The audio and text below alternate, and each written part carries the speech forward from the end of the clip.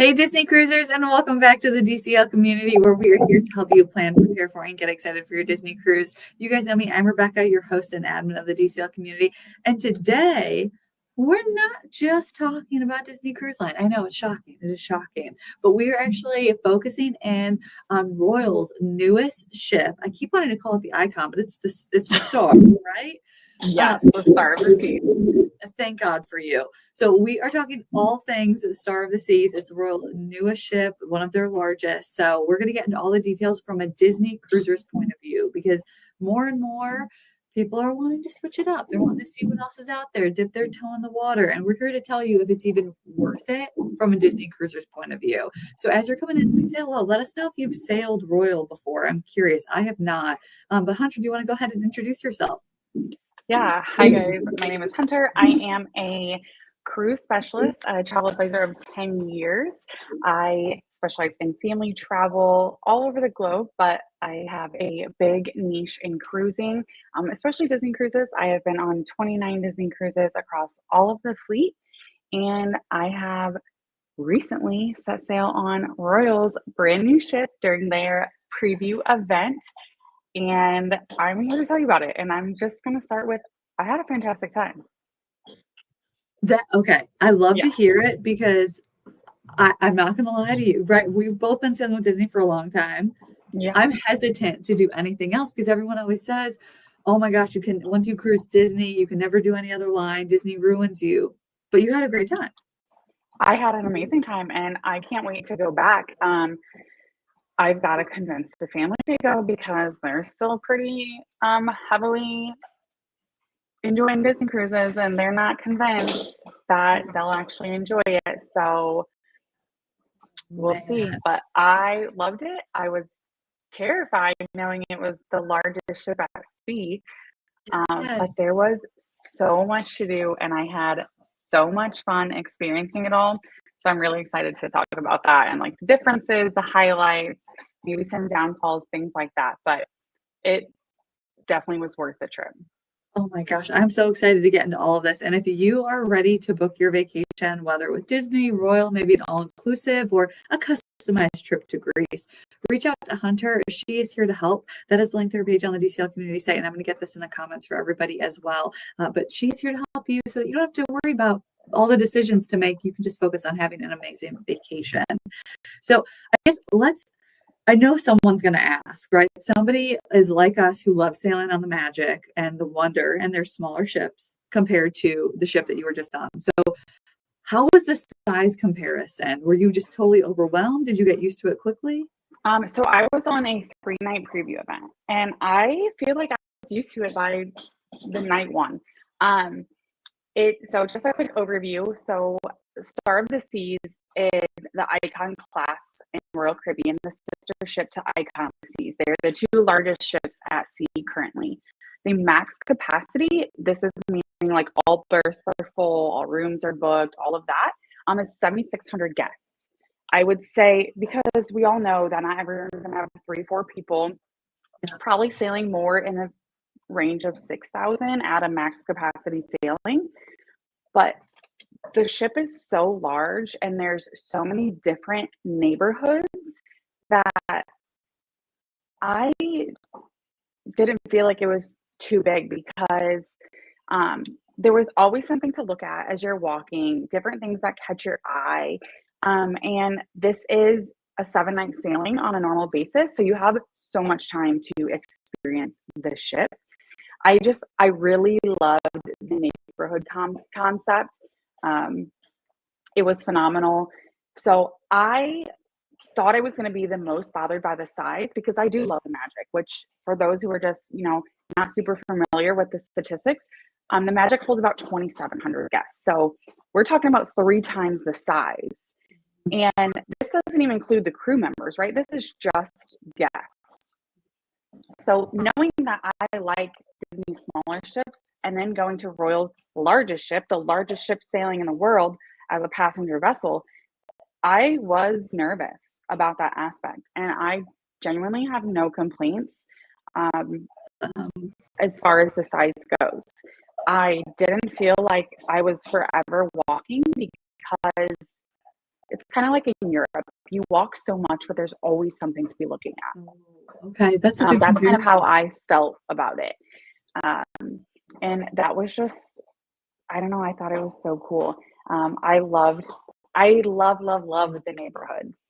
So you have like Surfside, you had Central Park, and like just walking through these different areas and how they were themed, like I just really enjoyed it. So like in Central Park, you had all the greenery and the little restaurants and live music, and I just love the ambiance of it. I had a Central Park view balcony, so my balcony didn't look at the ocean; it looked down into Central Park. It So wasn't a cool. balcony; it was a veranda, so just the window came down, but the veranda was like part of your room. And I enjoyed just sitting up there in the evenings and listening to the live music and people watching. I mean, there's Surfside verandas and balconies, the same thing. So Surfside is kind of like a boardwalk vibe. So that's where the carousel is, the kids splash pad area, Ooh, and it looks out to the aft of the ship so you can see the ocean. And that's that was really cool. fun and colorful. And I enjoyed that part of it. Um, that was, I liked it. And then the Aquadome is so cool, so like the dome portion. So it's different than the like symphony and harmony, where that's just kind of like a Zen retreat. Okay. Because on the Aquadome, on the Star and the Icon, you have the aqua shows, so the aqua theater. Um, and the aqua show, oh my gosh, I was Ooh, obsessed. And people were like, it wasn't even as good as on the other ships. And I'm like, I don't know, that was amazing. The okay. shows and entertainment blew Disney Cruise Line out of the water. Big statement. Like, Okay. I don't even go to Ooh, Disney Cruise Line shows anymore. It's like a one and done for me. Like, I've seen the Broadway shows, they're the same yeah. every time. Like, I didn't go. The aqua show with the dancing and the diving and the synchronized swimming, it was just, I couldn't take my eyes off. I wish I would have went twice. It was so good. Ooh, And then the ice skating show was incredible also. I love those. And then there was a Back to the Future musical. ooh, The theatrics were phenomenal. I've never seen the movie, so I didn't get like too into it, but the performance was incredible, just from a theatrical standpoint. So that those, is the awesome. entertainment was great. The magic show, the adult, the comedians. Oh my gosh, I left with stomach cramps. They were hilarious. That is awesome. And Um, Kevin is asking if you needed reservations for the shows. you can make reservations, and I highly suggest making reservations. They open it up for everybody about 10 minutes before the show starts, after they accept all the reservations. So there is seating. Like, one of the shows we did not have a reservation for, and we just kind of went in, or maybe we had it and we didn't show up at the time. I can't remember. We still went in and got seating. Um, but you can make reservations, and I would, and go 20 minutes early to get like better seating. Good to know. That's one thing I like, is that you can make the reservation because the shows are played on multiple nights. Yeah. Um, and I think that is an edge above Disney, is that being able to make reservations so you can get in a little bit earlier. And the fact that the shows are played on more than one night and gives you more opportunity to go. Yes, I that really, is, really, really enjoyed the entertainment. man, okay. And coming from a Disney cruiser, that means a lot. And, I love seeing the shows, but the variety of entertainment that it seems is on the Royal ships is just incredible. Yeah. And Mary is asking, did you notice the noise in your room with it being an internal veranda? No, when that window was up, we could not hear anything, which was super nice, because one complaint I had was I felt like there was no solitude anywhere. There was music from early morning to late night, like in the adults only area, the pool, there was a DJ. Like, there was just music everywhere. Like, I went to the Aquadome in the middle of the day thinking it was going to be quiet, no show going on. They have like these pods. I walked up in the pod and they were pumping music through it, and I was like, like, I just wanted to go up here and read for a little bit. Yeah. So I did miss my like ocean view balcony at that point because I know I could have had solitude there, right? All I would have heard was the waves. But since I didn't, the only quiet place I had was like inside my room with the window up. Oh, okay. Okay. And So sometimes definitely, I just like some quietness. yeah. It is loud, it's noisy. There's always something going on, always music playing, always, I mean, live music come through the speakers. It's definitely very busy and very energetic. Okay. And somebody asked if you felt safe on board and did the casino bother you?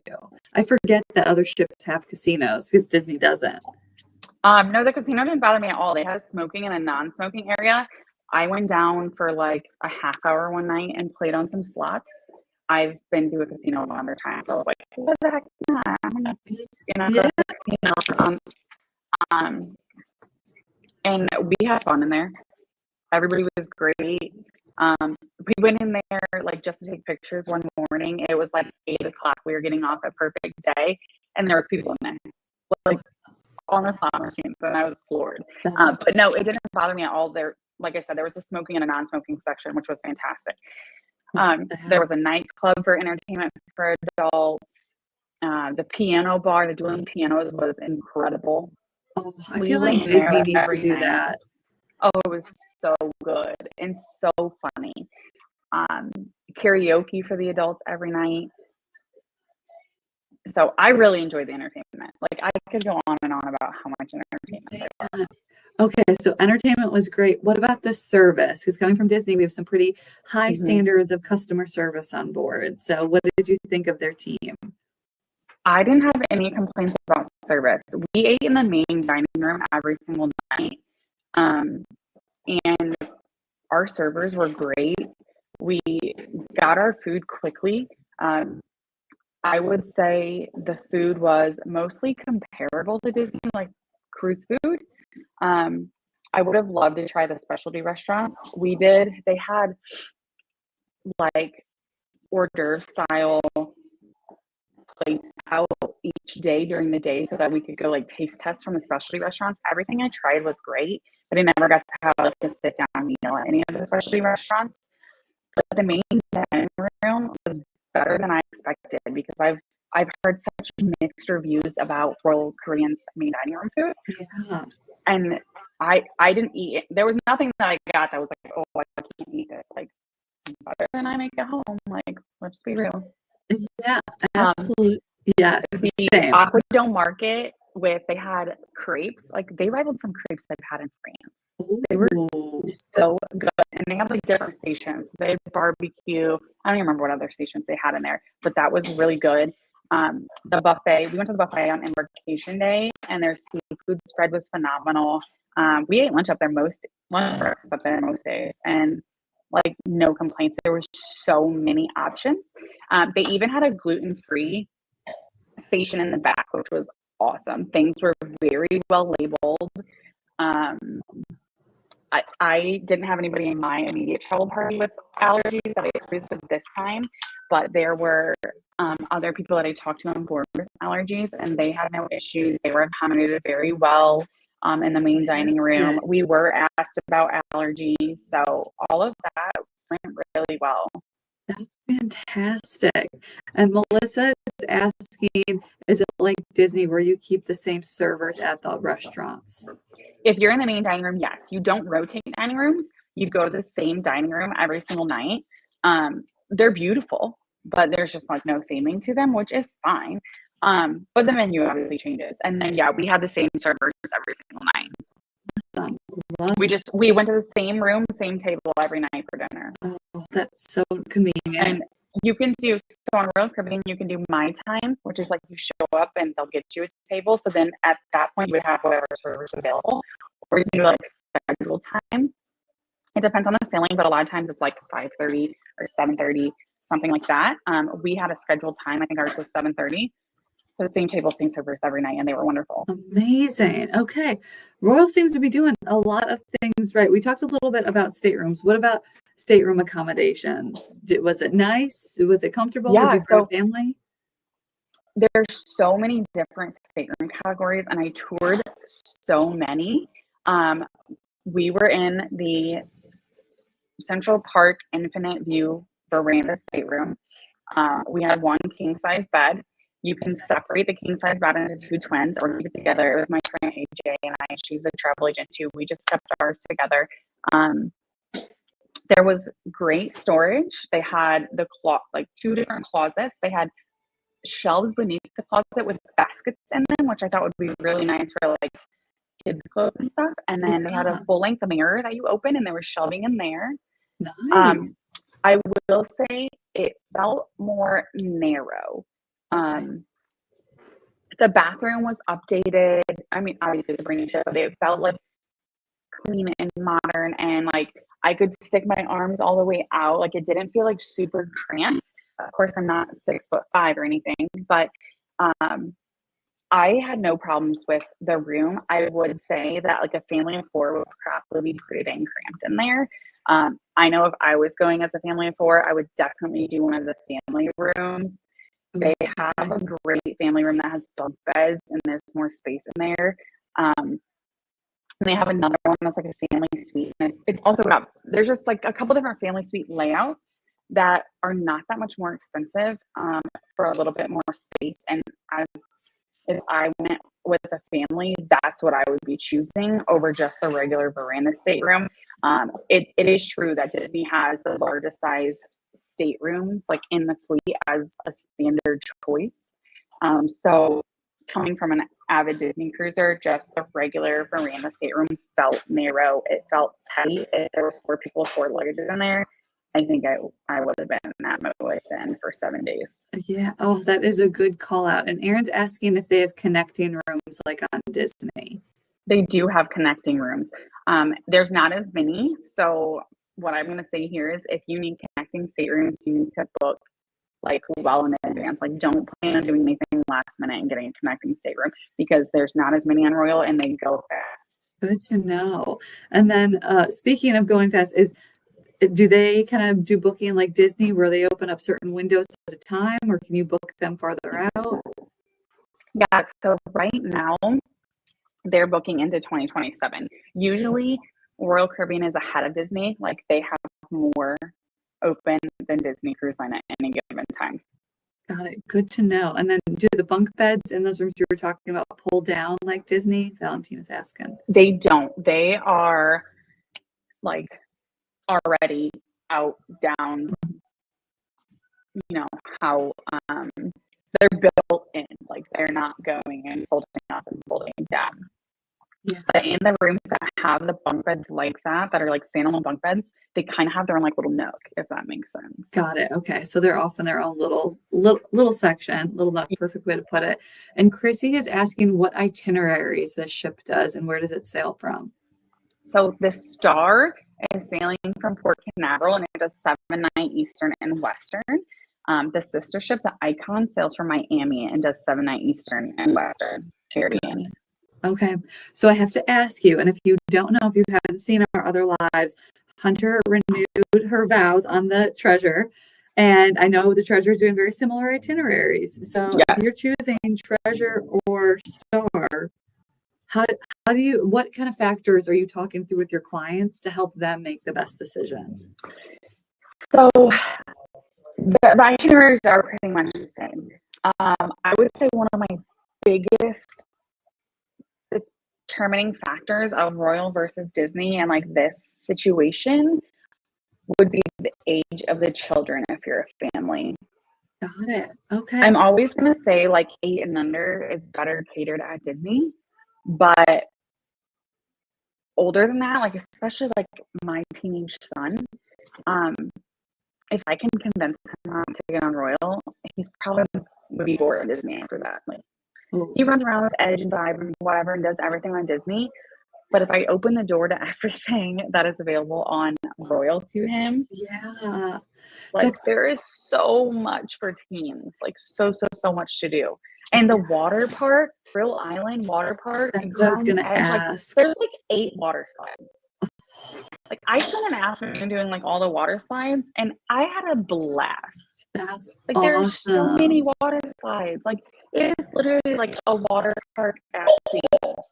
That's so cool. And is And that then Crown, included in the cost the or? water park is, yes. So Crown's Edge, which is like the obstacle course, if you will, over like the edge of the ship in the water is additional, but I didn't get to do it, but it looked so cool. Like you have to be harnessed. And since I just had shoulder surgery, I was like, oh, probably shouldn't do that. Yeah. But it looked so fun. And then they have just so many different things to do. There's escape rooms, arcade, and those are extra, but worth it. Yeah. I wanted to do an escape room so bad. Oh my gosh, they're always so much fun until you get to the end of it and you're like, I have to pee. I haven't solved it yet. Like, someone get me out of here. I Oh, have never solved an escape room. oh my gosh, they're tough. They're so tough. They are. That's a lot of entertainment. And I know people are asking about the kids club. So what offerings does Royal have compared to Disney? Is there kids programming? Yeah, so it's pretty much the same. The little ones are a fee. And then they have the kids club for the older kids. The age split is a little bit different. Okay. But I would say that the Oceaneer Club on Disney is a little more interactive and exciting for the kiddos compared to the kids club on Royal. I did a quick walkthrough in there and I was like, okay, this is boring. This is like going to daycare. Okay. Okay, good to know. Man, and for teens, you think they would just absolutely thrive on Royal Yeah, with I all the mean, things to I do? can say like my kids, they're 7 and 13. I'm not really sure that they would ever leave Thrill Island, to be honest. Like Yeah. the water park, the sports deck area, miniature golf, and everything there is to do out on the pool deck alone. I think that could occupy, especially if they have like a buddy or a sibling that they can run around and play with, Yeah. so much to keep them entertained. Like I saw so many kids on board like running around the surf simulator. What's that called? Oh, the wave. Wave. Yeah, that. Yes. I can't even think of what it's called. Flow rider. Flow rider. Thank you. Like kids to do that, the miniature golf, the sports deck, the Man, Disney's water got to park, step up and their on-deck there's game tables. entertainment. Like just like Disney has those game tables, like foosball and ping pong and stuff like that. They have those. It's a lot of cool things like that. But I think the one part that it was just like a lot better was the water slides. Yeah. And they had a wonderful splash pad and like water playground area for the kids. I would say one downfall to that is if you have like a tot and an older kid, they're not on the same deck. Okay, that's One's like up on the pool deck and one's like down in surf side. got it. Okay. So I would say that's a little bit of a downfall. But like for toddlers, like yes, they have the kids club and they have programming in there. I wouldn't hesitate necessarily to take a toddler because the carousel, I saw so many little toddlers riding that carousel like nonstop. And then the splash pad and like playground area in Surfside were definitely like perfect for them. Love that. Oh my gosh. I've seen the carousel on the other ships online before, and I know the littles just absolutely love it. And that's that kind of Disney piece, right? There's carousels at Disney, I think. Yeah, but here's one. in general, it just feels like I know the Aquamouse and the Aqueduct, like those were great. I know they put a lot of time into them. I don't want to take anything away from that.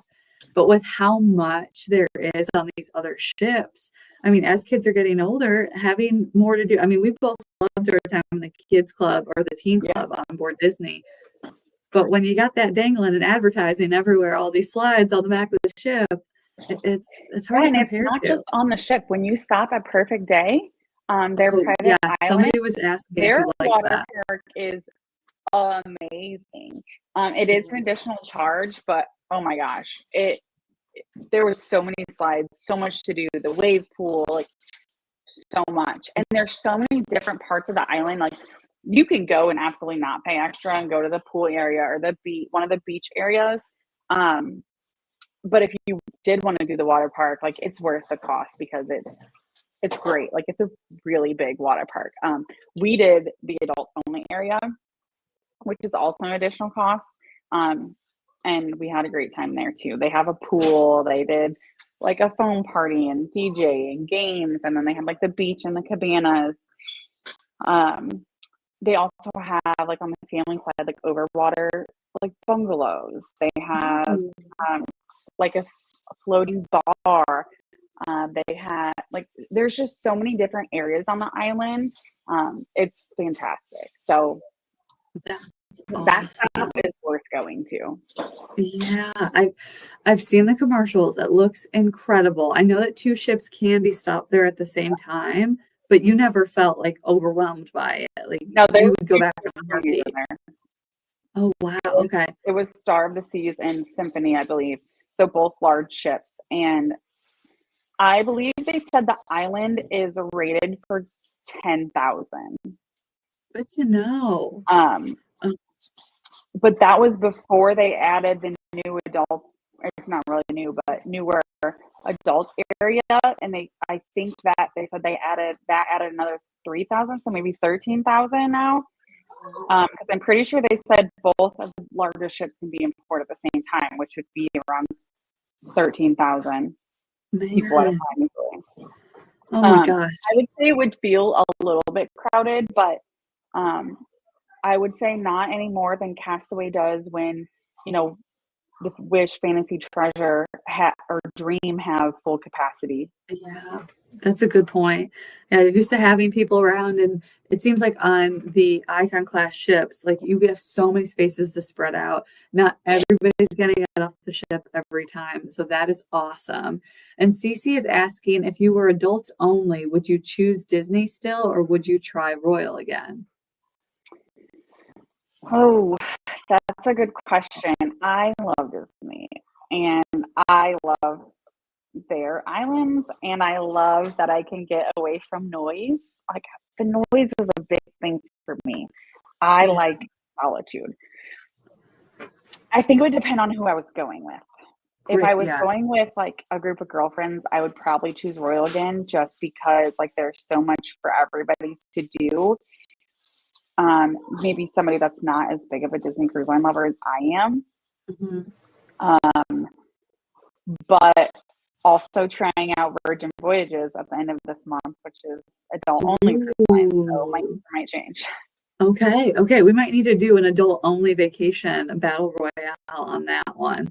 Yeah, And then Alex is asking, were the beds comfortable? I love sleeping on the Disney ships because I sleep so well. they were not as comfortable as Disney Cruise Line. I have the Disney Cruise Line mattress in my bedroom, like at home. So I love that mattress. And they were not as comfortable, but like I don't feel like they gave me back pain or anything. Got it. Okay, good to know. But So also they were still, brand new, so they could have just been firmer because they're literally brand new. I don't know. yeah, I was gonna say you guys were like the first ones on board, which is incredible. And Jody is asking about the food on deck. Is ice cream included like it is on Disney? Yeah, so there are a couple places that you can get ice cream.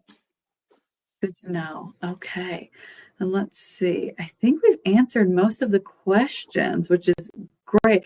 I feel like right, everybody here obviously loves Disney Cruise Line, which is awesome, but having other options, I know some people might think, "Oh, I'm cheating on Disney," but there's so many places to see in the world and so much to experience. Like, go try Yeah, another I mean, vacation. both are strong family cruise brands. Like they just are. And they both have private islands with great beaches. They both offer excellent kids clubs and entertainment.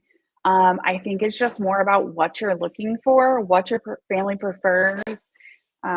Disney has that unmatched storytelling, and those characters that they everybody loves. Whereas Royal leans more on like the spectacle of incredible shows like the Aqua Show and some of the extreme sports that happen during their shows.